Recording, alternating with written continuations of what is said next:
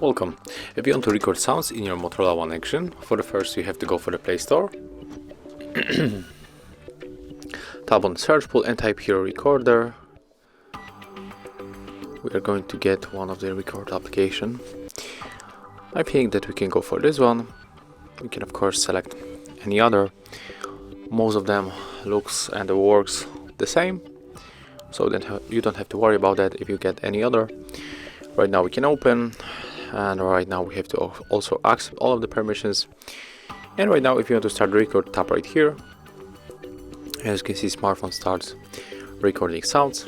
We can finish by tapping on this button one more time. Here we got our record, so let's go and check the quality of it. Recording sounds. We can finish by tapping on this button. So quality is really good, and you can delete or share this record.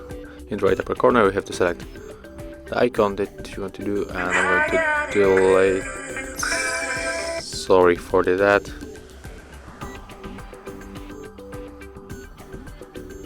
And right now we are turning off, and yeah, that's how we can record sounds in your Motorola One Action. Thank you guys for watching.